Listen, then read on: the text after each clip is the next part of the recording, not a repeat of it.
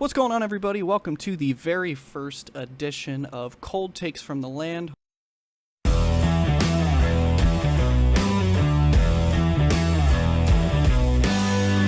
I am one of two of our hosts. My name is Draven. I am joined by my good buddy Austin. Say hello to the people. Hey, how's it going, guys?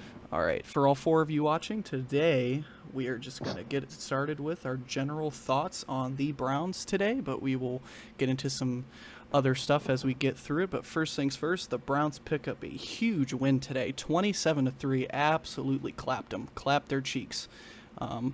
Feeling pretty good about that. I guess I'll send it over to you. What are your just first off general thoughts? So, pretty much as we talked about the other day, I thought it was exactly what we needed to see. Deshaun Watson looked very good. Defense looked the same as it has the first two games, which is great. We've given up, I think, 6 total points at home this season so far. So that was awesome. For sure, yeah. Miles, of course, finally got on the stat sheet with 3.5 sacks, it looks like. So that was huge. Yeah, I saw I he just had a thought it was a monster great game all around. Yeah, definitely. Yeah, I was going to say, he pretty much just took care of business. Yeah, and when you're a team that like, you have aspirations to be just a good team like that's a huge thing. Is you just need to win the games you're supposed to win, and I feel like that was something that didn't happen last week with the Steelers game, which we'll get into that more as we get in later into the episode. But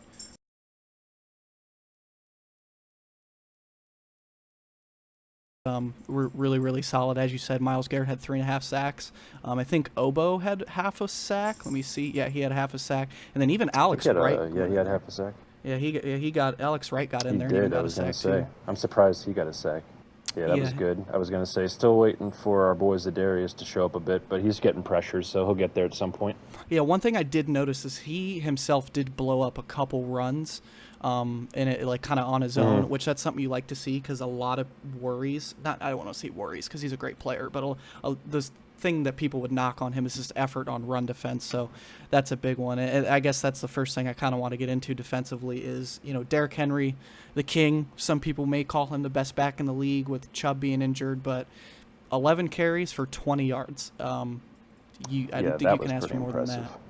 than that. It seemed like I was going to say, piggybacking off what you just said, I think 20 yards, especially against him, like you said, he may be the best back in the league now with Christian McCaffrey and Chubb being gone. 20 yards on 11 carries. Thankfully, we got the lead quick, so once they were down, they didn't have to run the ball as much, so we kind of stuffed him. But kind of piggyback on that again, I think the big guys really showed up too.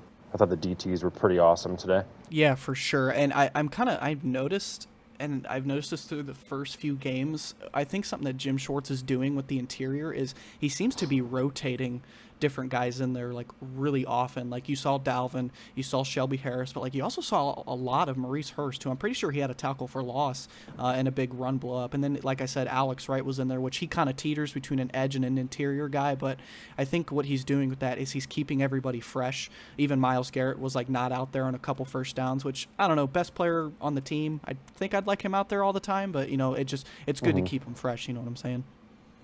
Oh, definitely. I was going to say with him, too, like the last thing we need is after the Chubb injury, somebody else like that going down. But with the guys we have, I think we have so much speed now, especially with Obo being in there. He's only had, I think he had, I want to say half a sack in the first game, too. But, I mean, he just flies around the field. So having him out there with those other two guys really helps. Yeah, for sure. And, yeah, kind of piggybacking off the run game thing, the big thing that Jim Schwartz said kind of almost famously in his interview is that he basically, to sum it up, he wanted to keep Derrick Henry and not going vertically. He wanted to keep him going horizontally because Derrick Henry is obviously so dangerous when he gets in an open field and starts to pick up that speed, and that's when you see him literally toss fools like Josh Norman. So definitely. That was the big thing, that we were setting the edges, getting that pressure in the interior in the run game, and keeping him from getting going. So that's, I think, my number one thing about the defense that I was really impressed about. And the other thing is, didn't have Greg Newsome this game, so there was a little bit of questions about who was going to play predominantly in the slot on the defensive backside of the ball. And I think aside from like a couple plays, we locked up the pass game too. Tannehill had 104 yards, barely completed over 50% of his passes, got sacked 5 times. So can't ask for much more from this defense in general. I didn't know if you had anything to add when it comes to the secondary point of things, of anything you saw. For me, I didn't have anything specific that stuck out. It was just an all-around good performance. Yeah, I thought it was great too. The only thing that kind of stuck out, I mean, I saw a lot of one-on-one Emerson and Hopkins, and I liked how Ward kind of took that assignment on and went over there to kind of shut him down a bit because Hopkins had two pretty good catches against Emerson on the sidelines. Yes. Oh, But yes, that's the that's only right. thing. I Yeah. mean, even then, like he's gonna have catches against him, second-year player, obviously. So Yeah, Hopkins, other than he did that, I have a think couple big Hopkins only catches. had 48 yards it says on 3 catches, so Yeah, and 16 targeted yards a 7 catch. times But too, other than so. that, yeah, Tannehill was kind of all over the place too. I think they kind of figured out at this point that he's probably not the quarterback of the future there. Yeah, for sure. If if I'm a Titans fan at this point, if I'm a fan or if I'm in that organization, I feel like you got to start considering throwing Will Levis in there. I mean, they're one Yeah. and two. They got a huge win against the Chargers last week, and that's why they can always be dangerous just because their run game and their defense is really good. But they Hmm. have their ceiling is so low with Tannehill at quarterback. I mean, like we already said, 104 Yeah. yards passing, 13 to 25. I mean, that's like very pedestrian, you know.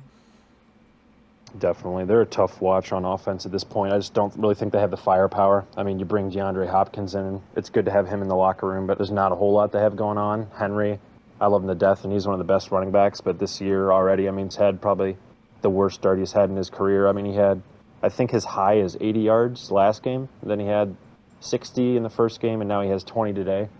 I mean, that Yeah, could very well be just from all the hits he's taken over the last couple of years.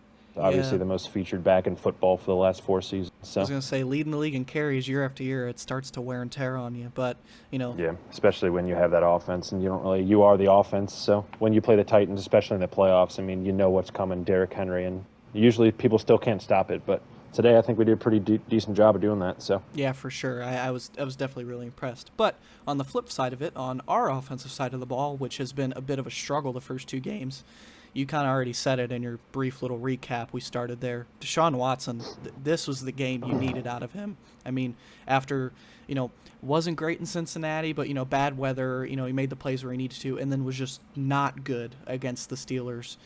There was a lot of questions, and obviously there's still questions, but, I mean, dude, what'd you think of his performance overall? oh, I mean, he looked a lot better. I mean, it didn't look like the same player from 6 days ago, to be honest with you, on Monday night. I Y- thought it was night and day. We kind of talked about this a few days ago, too. He didn't turn the ball over, so that was the big thing. No interceptions today, no fumbles today from him. Yeah, for Threw sure. for almost 300 yards. His completion percentage was over 80%, so that's huge. I think But I heard in the and post he stood in game the pocket more interview. too, which is nice. He's not rolling out as much and getting sacked and taking those Yeah, for needless sure. Yeah, and you want him losses. to You know, use his legs when you can, but yeah, he was kind of running into some sacks at times. He did it a couple times this game where he kind of got himself into trouble, but much better. right? And I think if I remember in the post game press conference, they were talking to Watson, and I think they said that this game was either his first or second highest completion percentage of his career, which a lot of guys are I could saying, see it. yeah, a lot of guys are saying they want him to get back to his old form, and well, he just set a personal best or was at least up there with his career, so that's always something you want to see. So super happy out of Oh, him. definitely.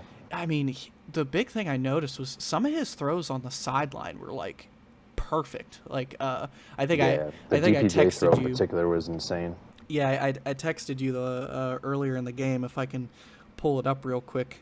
Uh, yeah, I said, brother, Watson is throwing dimes, and you said, yes, sir, that was filthy. And I think that was referring to I can't remember if it was to DPJ or Amari Cooper, but it was on the sideline, and like the DB was draped all over him, and he threw it like just a hair behind him, so the receiver could turn, and it was right in that pocket where he could catch it and kind of fall towards the out of bounds line. And like, there's not a lot of guys that can do that, and that kind of No, showed that's you a his tough throw to talent. make.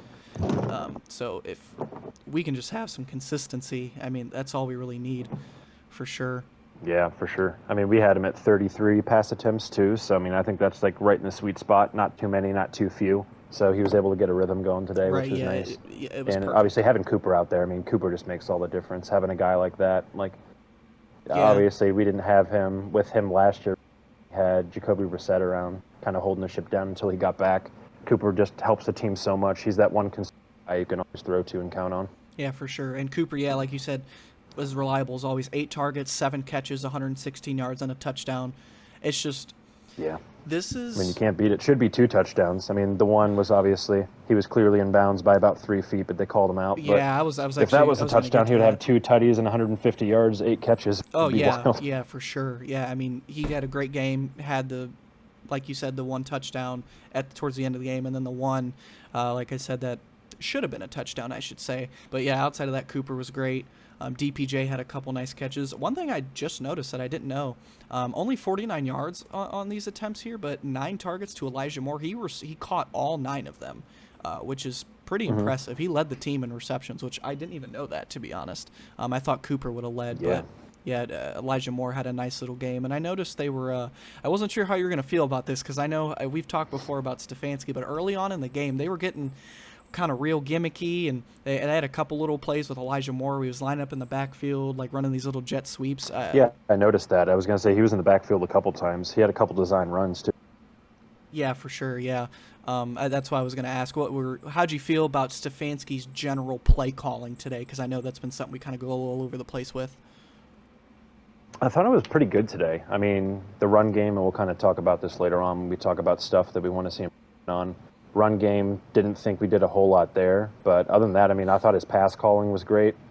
I don't think he did anything too crazy in the red zone where we turned the ball over. We had a lot of those problems the last 2 seasons with us finishing and not being able to make the playoffs like we wanted to the past couple of years. But I didn't think he got too cute with anything today. I thought everything kind of made sense. I know they had the one, I think, almost like a flea flicker play where Deshaun ended up dumping it back off to Elijah Moore, and he got a first down, like a 12-yard gain. That was a pretty nice play call.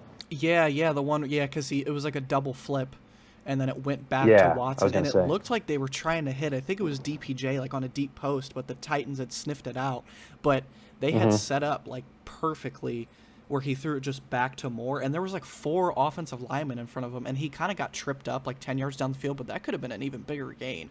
Those are the kind of gimmicky plays that like I like to see, because you don't have to throw them out a lot, and when you do it, like it can really set the defense up. And like you said, which we'll get into this was with a pretty pedestrian day in terms of running the ball, which I know. Yeah, definitely. Yeah. What I did like was every running back saw some time. Jerome Ford with 10 carries, Kareem Hunt with 5. He also had a few pass attempt catches. Pierre Strong even got 6 carries, which he had the best yards per carry rate out of anybody, 6 carries, 27 yards. But yeah, I mean, as a team, including everyone's carries, 31 total carries, 78 yards rushing, and a touchdown. That's not super great. That is one thing. I heard a couple people say that, like, oh, Jerome Ford, had a really nice performance against Pittsburgh. And I'm like, I mean, that one run was real nice. But outside of that, I think even last week he only averaged 2 yards a carry aside from that big run. Right. So it's I think with him, too, it's going to be like kind of a committee thing. We're going to have to get him going. Like, it's going to take all 3 of them to fill Nick Chubb's shoes. So it's not going to be one person going off. Like, I think as much as we love him, Kareem Hunt's kind of past the point of the number 1 all-time, like, every down back for like he was for the Chiefs for a while. You know what I mean? Right, exactly. And that's kind of what I was going to say is I feel like we almost need to take the New England Patriots approach to run game by committee. Just get everyone involved, feed the hot hand when someone's having a good game, and just go from there. So I 100% agree with that. with for that. Sure.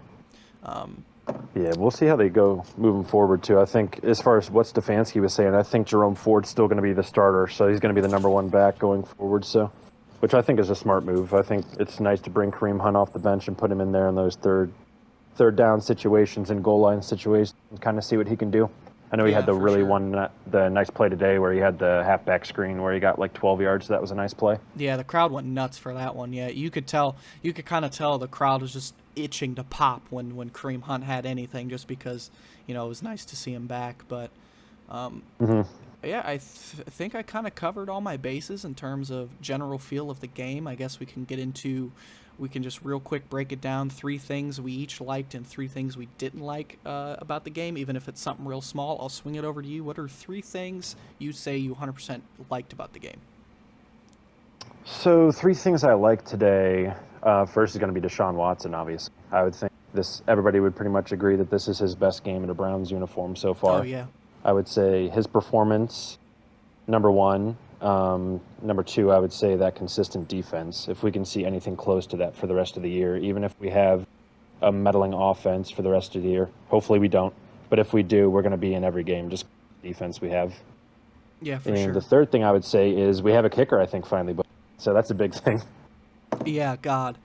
Uh, yeah, that's real something, you know. But Yeah, it's a bad thing in Cleveland when people are popping hard for the kicks. I mean, I think he made a 42 and a 52-yarder, and as soon as the first kick, or I'm sorry, it might have been 48 yards, but as soon as he made the first kick, everybody loses their minds just because we're very much not used to that here in Cleveland. yeah, for sure. Yeah, I 100% agree.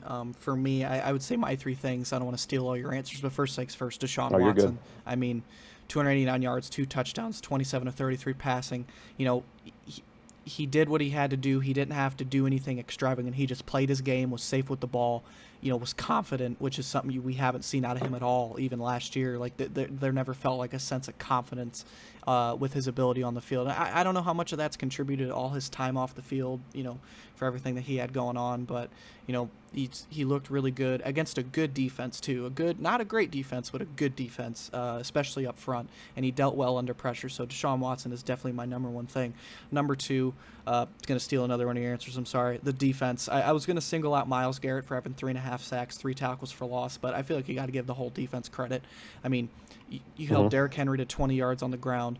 You know, the pass game for the Titans, outside of a couple really nice DeAndre Hopkins catches, was essentially non-existent, and that's without Greg Newsome, who's, you know, generally their primary slot guy, at least as far as I'm aware, at least in the first few games.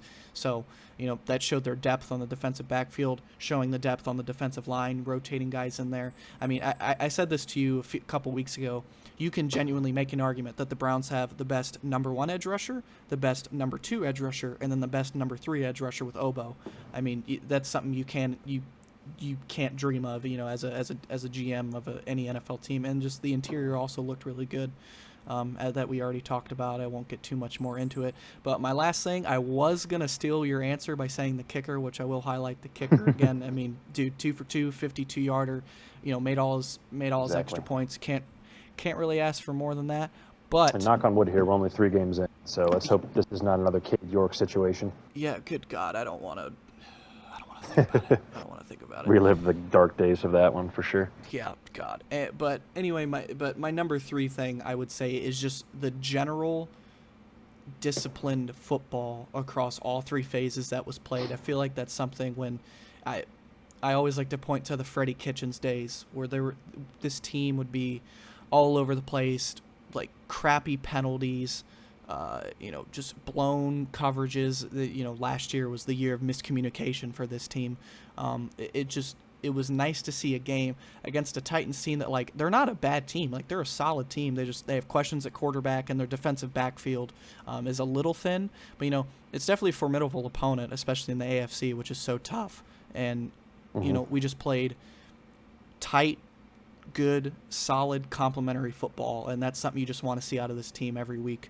But yeah, that's exactly. And I'm going to call back to kind of what you were saying earlier too. Like, this is one of the opponents where I think everybody pretty much had it checked as a W in the win column, and these are the games you got to pull through and win.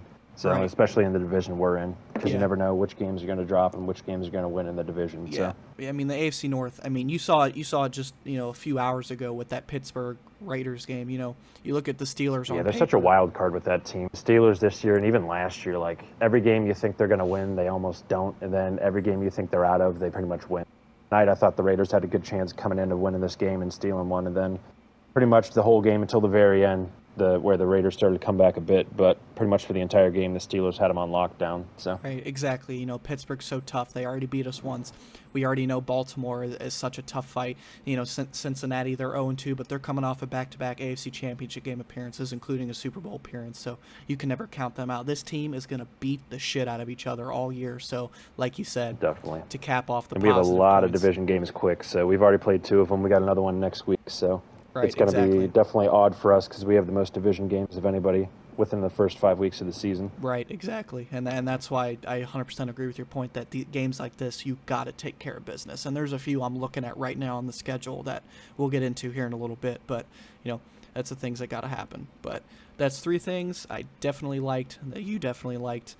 Now we gotta get negative here. We gotta be critical of our team. What are a few things, 3 things that you didn't like, want to see worked on, or flat out hated?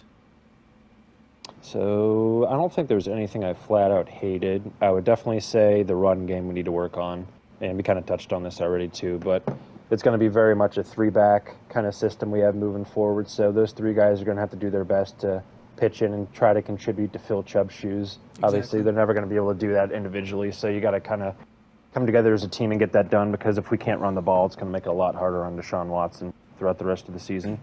Yeah, for sure. Number two, I would say, and this isn't a big thing for this game because we had this game in control pretty much the whole time, but as far as I can see, I don't think we had any turnovers forced this game, did we? I think we had the one. I know Miles had the strip sack, but I think they recovered. I think Derrick Henry landed on that. Yeah, I just double-checked. They did force a fumble, but outside of that, they had no fumbles lost and no interceptions. And again, not a huge thing in this game, but when you're playing those teams, especially teams with a good offense, I'm going to flip over to the schedule here because I'm not sure exactly who we play here after the bye. But we got the 49ers obviously coming up soon. That's going to be a big one. Against teams like that, you're going to have at least a turnover or two if you're going to stand a chance of beating those teams. So I want to see, obviously, whether it's interceptions or fumbles, anything, like we just need to start turning the ball over a little more, I think, on defense. Mm-hmm. Third thing, I think I'm going to go Njoku. I want to see him get more involved. He had 4 catches, which was decent. He had 20 yards, so nothing huge there. But I do want to see them start to use him in the red zone more like we did last year a little bit. But because I feel like we all talk about him and all the potential he has, which is great, but he never really lives up to that, in my opinion. So we'll see how he does moving forward. Yeah, 100% agree with you there. And yeah, I can't go wrong with anything you said there, and that'll kind of lead into my 3 things. My number 1 was actually your number 2, was the lack of turnovers. I love this defense. The defense has been great. You can argue this is the best defense of football. I'm not going to go that far yet, but they've played so well through the first 3 games, even the loss to Pittsburgh.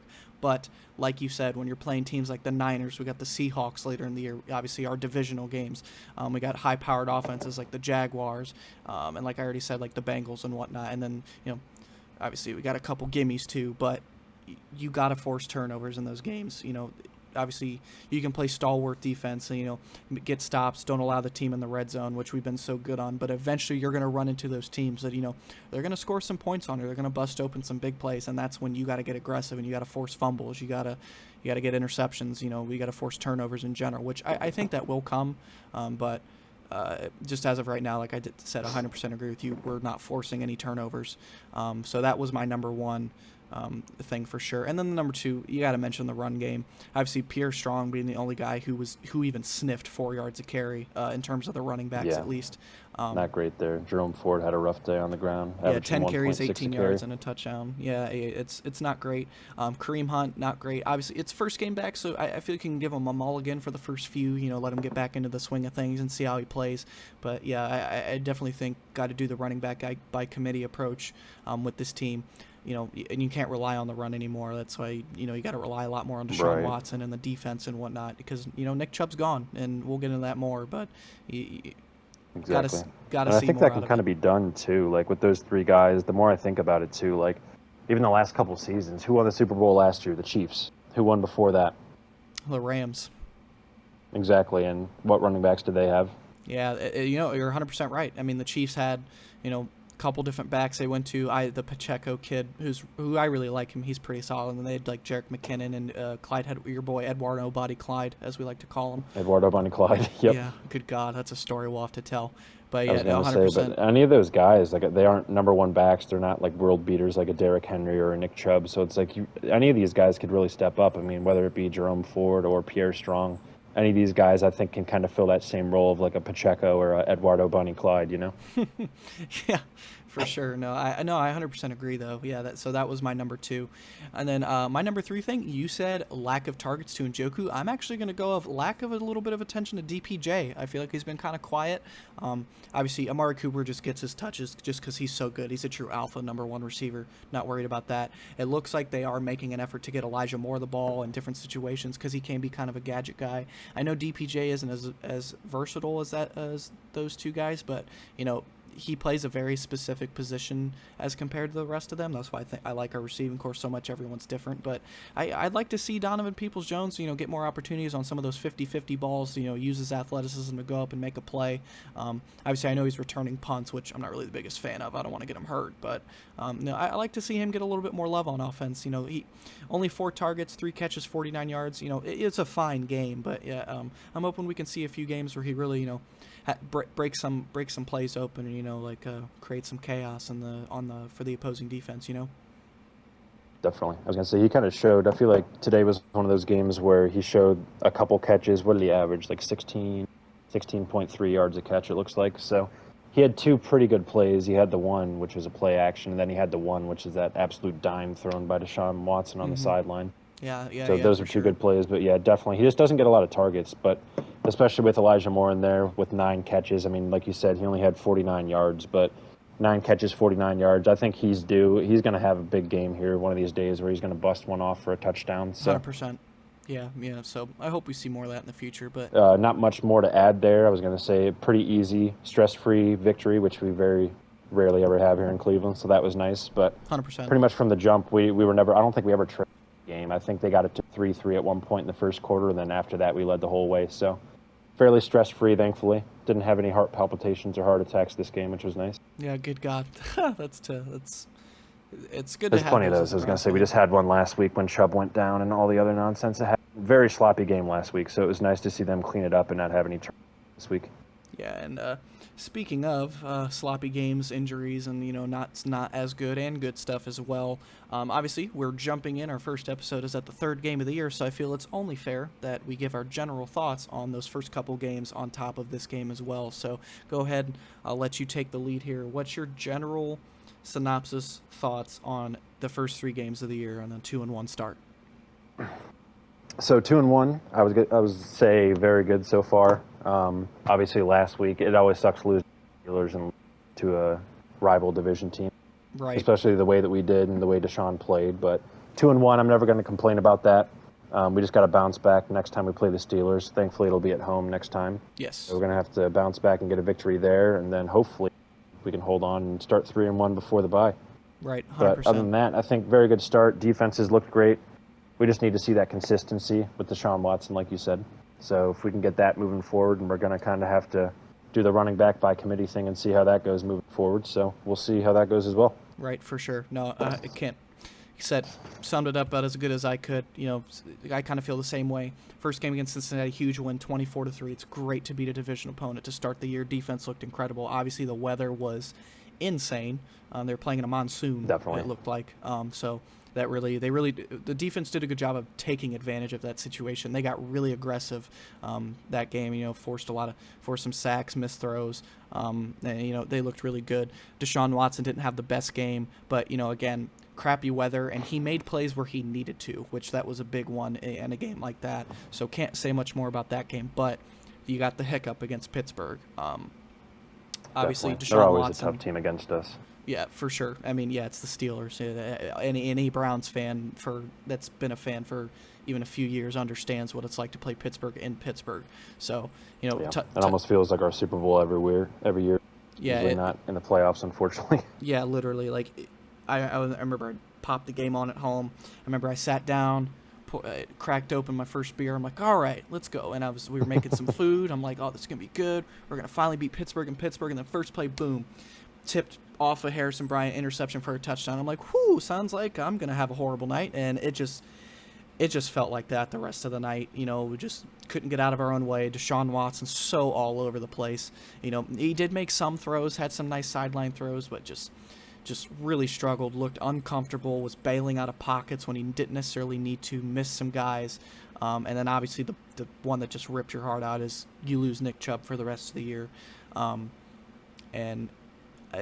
I'm sure anyone who's listening to this right now or watching has already heard ad nauseum, has seen the videos, heard, the different stories about the injury, so I'm not going to get too much into it. But obviously, when you lose your best offensive piece, like that just deflates you as a team. And one thing that it can be a bit of a concern for the future is the entire team kind of seemed deflated after that, especially in that first half, and had such a rough go of it. Now the defense did rebound later in that game, and I think. Which I'll point out a stat here in a second, but they played well, but obviously the offensive deficiencies, weird play calls from Stefanski, and obviously the run game kind of disappearing aside from one big play from Jerome Ford after Chubb went down. It's just a huge setback, but we recovered and got the win this week. But one stat I did want to point out, I don't know if you heard it at the beginning of the game, but the Pittsburgh game, I should say, because I watched most of it. Chris Collinsworth was like, yeah, both of these teams are having a weird start to the year. Pittsburgh's 1-1, and last week they struggled offensively. They went into the game trailing in the fourth quarter, gained only -7 yards on offense in that fourth quarter, and they won the game. And I know he was pointing out as a positive for that for Pittsburgh on defense, but for me as a Browns fan, I just listen to that and I'm like, what fucking great team does that happen to? Like, Yeah. like only No Cleveland could manage to pull that off. Obviously, Yeah, it was a rough one, man. I mean, like you were saying, we didn't get out of our own way that game. It was just, it very much felt like Deshaun Watson was very jittery in the pocket, kind of made some mistakes early on. And I know even in the locker room afterwards, Joel Bitonio kind of touched on that. He said after we threw that pick six, he kind of felt like everybody started panicking. And if we're going to be a playoff team, let alone a Super Bowl contender, you're going to have guys like Joel Bitonio, and obviously Nick Chubb's not there, unfortunately, anymore.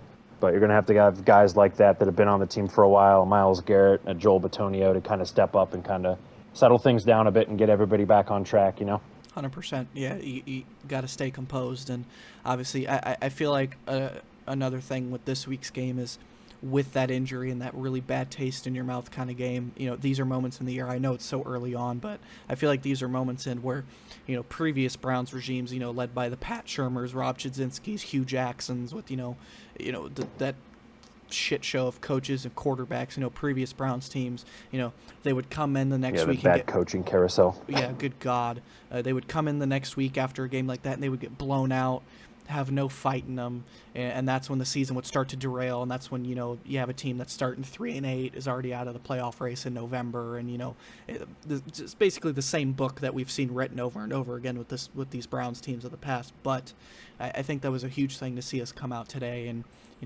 it kicked their ass. It did what we were supposed to do, and to kind of sum up my general thoughts on the year, some setbacks. You got to see Deshaun Watson be more consistent. Run game obviously has to improve, but again, I think if we do the committee thing we're kind of reiterating, I think it'll be fine. It'll happen. I'm happy with our receivers, pretty much all of them. I'd almost like to see more of them get involved. I'd like to see some empty sets, get Goodwin out there, get Cedric Tillman out there, and the defense, literally the only thing you could ask for is just let's get more turnovers. I mean, it's been, outside of that, perfect. I'm really happy with what Jim Schwartz has done with this defense. Me too, man. I was going to say, you can't really say much more about the defense other than, like you said, get more turnovers, which I think we will as we play some of these other teams. Right. With the defense, if we can just stay consistent, I mean, if, like I said, and I touched on earlier in the video or in the podcast, if we can kind of keep doing what we've been doing on defense, I think we're going to be in every single game we have this. If Deshaun can be consistent, if we can get the ball into our playmakers' hands, a big deal. So 100%, yeah, for sure. But with that, that's how we feel about the first bit of the season. Got a big game coming up against Baltimore this Sunday. Would be absolutely insane to get a win there, because it just obviously division game. You'd love to start 3-1, and then you go into the bye week, and then coming out of the bye week, you got San Fran, and then you start the stretch of the long haul the rest of the season. And at this point in time, very weird schedule there. Yeah, yes, it got some tough ones. Got some winnable ones, but you got some tough ones. And Definitely. I'm sure we'll kind of do this segment almost a couple times throughout the year, just because things change. But as of right now, going into the season, I got the schedule in front of me. Let's get a record prediction and general thoughts on how you, in this moment, how you feel the rest of the season's gonna go. Oh, so general record. What did I say previously? I said 9-8, I believe, correct? Yes, that's what we said when we discussed previously. Obviously, this is before the season started and whatnot. Right. So things kind of changed a little bit. I'm gonna say 10-7 is my prediction. 10-7. We got a Okay. few, especially at the end of the schedule. Besides the Bengals, I think we got quite a few winnable games schedule in the last 4 or 5 there. So I'm going to stick to 10-7.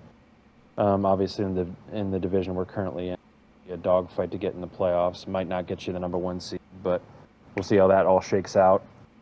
Right, for sure.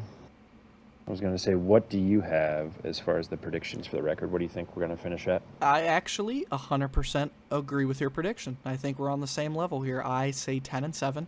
If I can go through real quick because I have the schedule in front of me. I don't want to be a downer, but I'm gonna say we'll split with Baltimore. I do think we lose a couple tough games. I feel like San Fran's going to be a really tough one. Seattle is going to be tough. And for whatever reason, I'm looking at this Rams game in L.A. You know, that team's well coached. I feel like that could be a little bit of a trap game. And then at home against Jacksonville, that'll be tough. And then obviously going into Cincinnati is a toughie too. But, you know, there are some winnable games there. At the Colts, you know, they're a rebuilding team. You should take care of business even in Lucas Oil Stadium. The Cardinals, which Definitely got to win today, but they still might be the worst roster in football. So yeah, very weird win. I was going to say there were a couple wins today. I mean, yeah, for couple of sure. the AFC teams and the Chiefs and Dolphins kind of put on powerhouse offensive performances.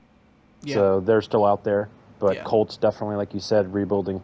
We have a chance yeah, there. for sure. Cardinals, who knows? I mean, they beat the Cowboys, who everybody thought was the best team going into this week. So Granted, everyone who does knows think with that that about the one. Cowboys every year. So, you know, That is you true. got to see how So that that's goes. just a general Cowboys fan kind of thinking there. But Bears, I think, is definitely another win there.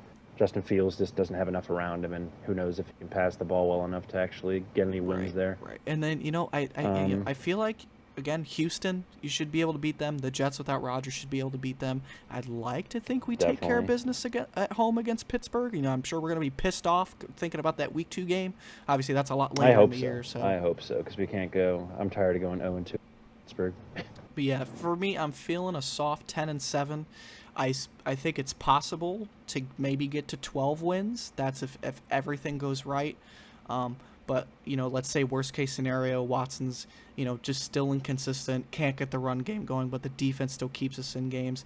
You know, even worst case scenario, I still see at least 7 to 8 wins, which obviously that's not what we want. This is kind of a make or break year for this staff and this team. But overall, I feel pretty good. Obviously, there are some games that are going to, it's going to really test us. But overall, yeah, I agree with you. I think 10-7. Definitely. I kind of agree with your floor, too. I think the floor may be 7-10. I'm going to say that's the bottom of the barrel if everything goes. On the flip side of that, absolutely wrong. I think 7 probably. Same as last season. I think that's about where we end up if everything does not go according to plan. For sure. I'm going to say, yeah, to kind of round it off, I'll say 10-7, sneak into the playoffs. Worst case scenario, 7-10. Stefanski's fired before the end of the year. Probably Schwartz takes over at head coach. Maybe you see DTR. I don't know. Hopefully you don't get to that point. Well, but don't want to go there. And the run game just sucks. That could be the worst case. But best case, Watson gets it together, puts together a great season. We win some big games. The run game can at least be adequate. Defense keeps playing well. We start forcing some turnovers. We win 11, 12 games. It's possible. We still got a lot of season left. All right, Yeah, I think that's all we got for today. I know we were a little all over the place today just because we had a lot of stuff we needed to talk about, cover about the Browns and whatnot. But for all, whether it's 40 million or 4 of you that are watching, we appreciate you listening. We're gonna try and get a couple videos out a week, get some general Browns talk. I'm sure we'll touch on the Cavs, and unfortunately we'll have to talk about the Guardians probably at least once before the season ends. But we'll get to that when we get to it. But outside of that, we appreciate you guys for listening or watching, whatever you're doing. What if you're listening to us while you're doing your dishes or just staring at your phone because you're bored at night and you want to hear some sports talk? We appreciate it. This has been Cold Takes from the Land, Episode 1, and we will see you guys in the next one. See you later. Cold Takes from the Land.